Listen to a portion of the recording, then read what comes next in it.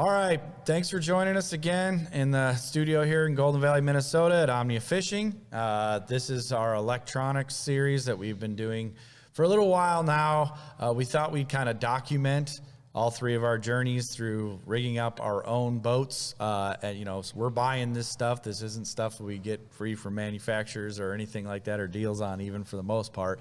It's our own kind of employee deal here at Omnia Fishing. So I'm doing something a little different than Joe, and Nick's doing something different than Joe and myself. We're all doing something a little different with our boats. So this segment, we want to talk about trolling motors and what made us make our decisions.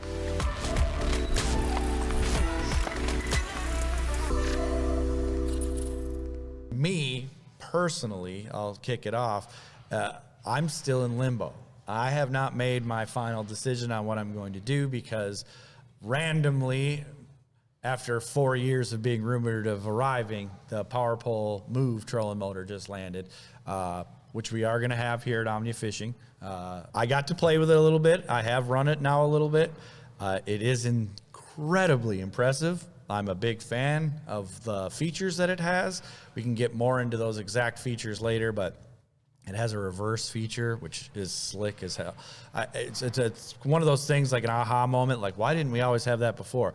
You can actually stomp on a button and make the trolling motor prop spin in reverse, and it'll clear vegetation off your trolling motor without pulling it in and out of the water. But the big feature to that is actually what we saw in the crappie world, was people were putting trolling motors on their power poles in the back called crappie brakes to stop their forward momentum when they saw a fish out in front of them on forward-facing sonar. So now with this Power Pole Move, you can be cooking at, let's say number 7 on your trolling motor. Number 8, you're really cooking along even faster than that at times. Looking around with perspective view, if you're a Garmin person or any of the forward-facing sonar units, looking around like crazy, see some fish out 60, 80 feet in front of the boat, and you can hit the brakes and actually slow yourself down and not run up into those fish and kind of spook them. So that was a cool feature. It is lighter than the competition, but it does have one slight disadvantage that I've seen so far, and that is they're proud of it because it is, their goal is to build they're going after being the high-end trolling motor on the market. But the thing is, it's spendy. It's quite a bit more than the competition. So that'll obviously be a big factor in my decision. Currently, right now, I can't float that thing, so I'll have to see what I do before open water here. I have an Altrex. I've had an Altrex for a while, and to be completely honest with you, it's never let me down. I've had good luck with my Altrex, and it's inexpensive. They have a lot of service centers, so I might stick with that, but I am interested. I'm a little jealous of hearing about Nick, who I'm going to kick it over to now, his experience with his new trolling motor, the Lowrance. I've got to use the Ghost all last year. There's a lot of things I really like about it. I also have experience with the Ultrex. There's just a few different quirks and tendencies that I like about the Ghost better, and Aaron Teal at Intune Marine really goes in detail about that now. So at Intune Marine here, we're fortunate to kind of get to try all this stuff, so that's been cool. And everybody's making a pretty good trolling motor, but this Ghost, you'll have to pry from my cold dead hands. I've been running it for 3 years now. And there's a few things that make it awesome. It's got a stainless cable, which is, gonna hold up and not gonna break on you. But the lift assist with this, you basically pull this cable, let that trolling motor down, and it goes down so soft, and there's no clunk with it. So you just let it go, and that trolling motor deploys without scaring the fish. The foot pedal, people who ran like the old Minn Kota Altrex, when they switched to the Altrex, it got a little more jumpity, a little bit. And I would say this foot pedal feels a lot more smooth, kind of like the old Altrex that way. And this is a brushless trolling motor. So the biggest thing I've noticed is it's a lot quieter than a brushed trolling motor. So very stealthy, which we like to see. And then you can run it in 36 or 24 volts. So if you have a bad trolling motor that goes bad, you can switch it over to 24 volts, and it's gonna work on, an 18-foot bass boat or a 21-foot bass boat. Along with that brushless feature, they've incorporated that transducer built into the trolling motor, and you can actually change it out. So it's like a nose cone, and we can go over there, show that if you want, but it comes with an HDI nose cone, which is gonna give you down imaging and 2D. But you can actually take that off and put a 3-in-1 nose cone on with the side imaging, active imaging transducer, which is going to give you all 3 technologies. And I'll be honest, I use that side imaging transducer on the trolling motor to look ahead of the boat. And it's maybe not as clear of like a picture as like a 360, but if you read side imaging as much as some of us serious guys do, you're able to discern, you know, hard bottom versus soft bottom. You're able to discern grass versus not grass. You understand that, you know, a light spot up here with a shadow not connected to it is a fish, you know, up in the water column. So I'm constantly using that to help me position my casts along with the active target. But the good thing about it is you don't have things hanging down additionally down the shaft, and it's all built into that nose cone. So really, the only wires that you'd have hanging down would be for an active target or something like that. I really like what he had to say about the Ghost trolling motor. Same with me. You're going to have to pry it from my cold, dead hands. You're not getting that thing away from me. Yeah. From lift assist to it being quiet to, the programmable buttons on the foot pedal. Yeah. And I'm a lefty, so I use my opposite foot that most people do for their trolling motor. So I got to flip that switch, put it on the correct side. Awesome. Hey everybody, if you're interested in any of the products that they're talking about in this video, you can go straight down into our video description where we've got Omnia links, takes you right to our website where you can look at more electronics or just fishing gear in general. Back to the video. That's really cool. I know that trolling motors had a lot of good momentum through this last fishing season with a lot of anglers that I know that have been fishing with it.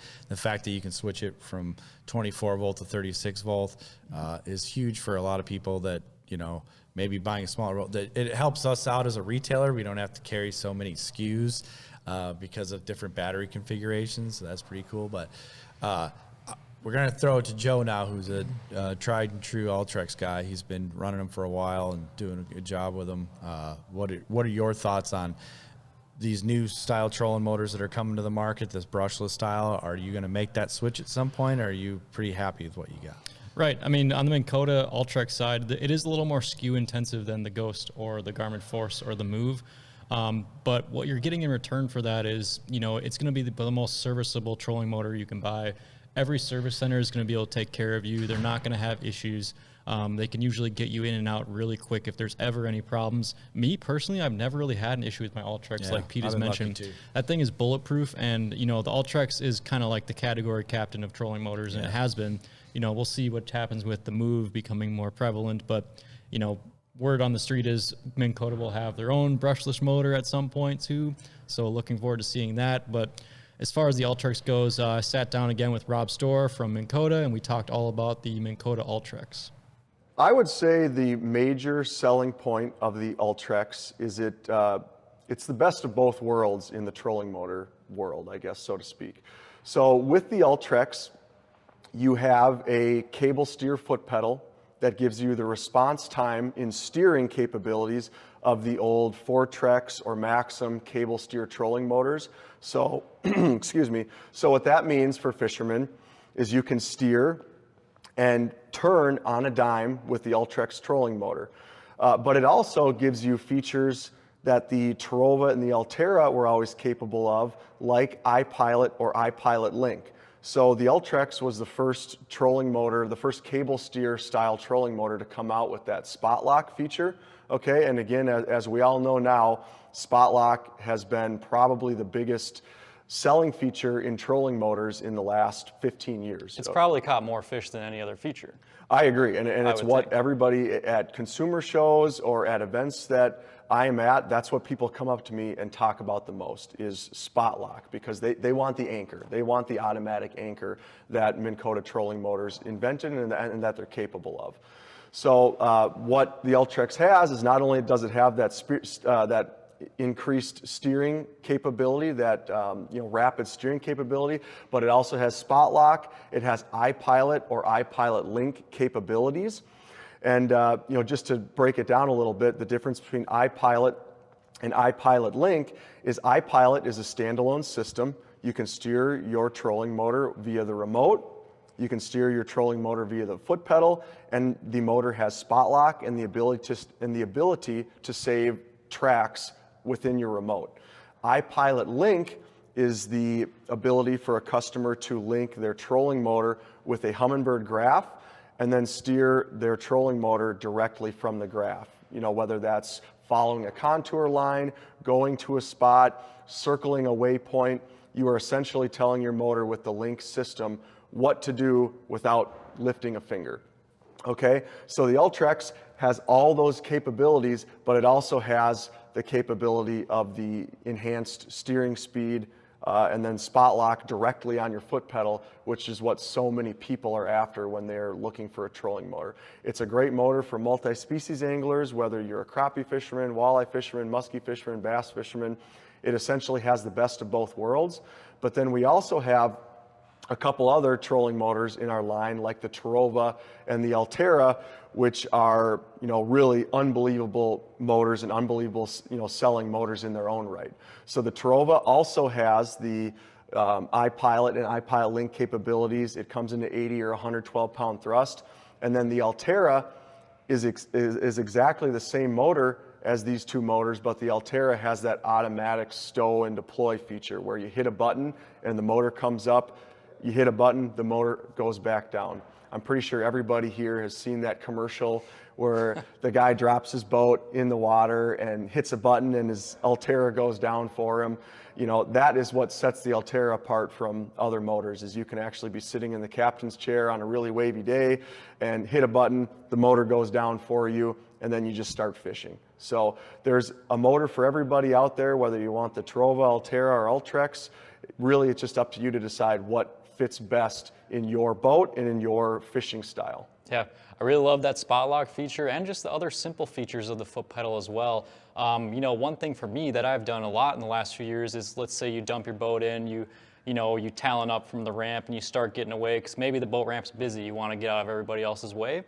You know, I'll sit there and I'll put my trolling motor on iPilot and head it out towards the middle of the bay and put it on continuous and just sit there, get my rods already rigged out, everything ready for my boat, and I'm just kind of getting out of everyone's way, take the trolling motor up and go start fishing. And I'll actually tell you, I remember last year a time that really paid dividends when I ran out of gas in the middle of the lake and we had to use that continuous feature to get to the shoreline and then get to a gas station on the lake. So helped us there too. Helped us twice, actually.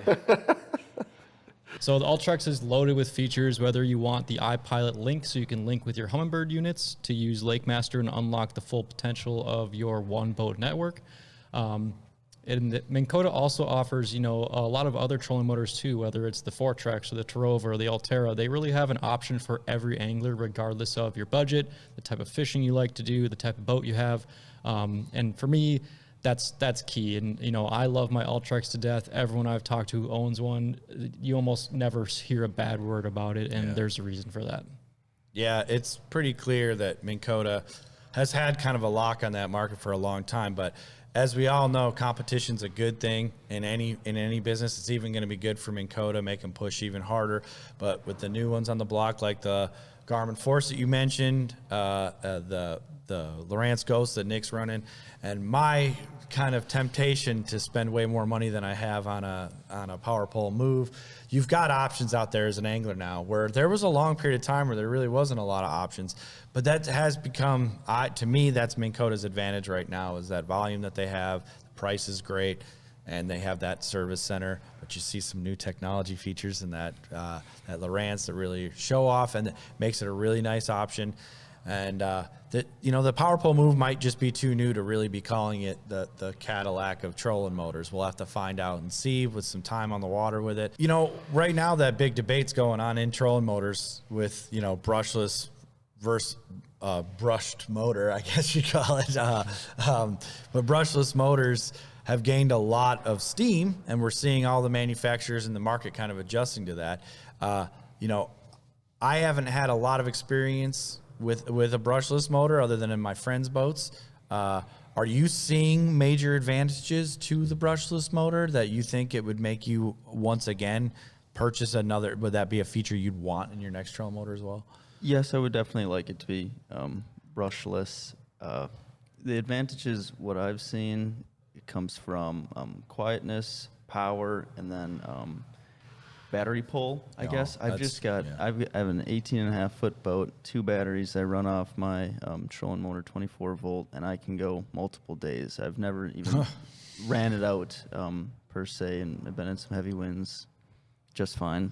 That's a big feature right there, because I can speak for myself. I actually upgraded to a 36-volt trolling motor in my 18-foot boat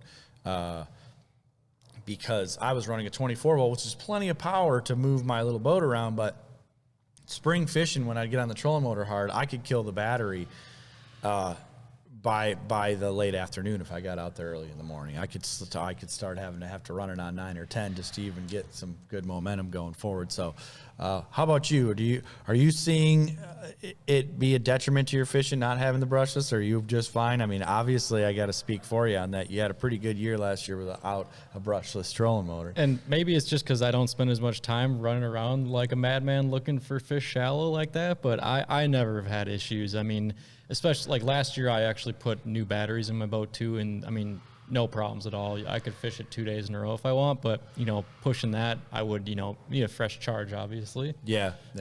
I had to go to that 36-volt system myself, and now I don't have that issue. But maybe I also have it rigged up a little weird. I don't know. If I wanted to, I could just buy another battery and push one button, make it 36. Yeah, that's a super cool feature. It is. Well, thanks again for tuning in to this our electronics series here on Joe, Nick, and Pete's quest to rig their boats and not go broke. You're just hearing raw and real information from us on what we thought, and thank you to Intune Marine for guiding us with our decisions, and all the pros that took place in this, and industry professionals like our friend Robbie Storer and everybody who helped us out in this. Stay tuned for more as we dive into other features in the marine electronics world that we're looking at buying for our boats.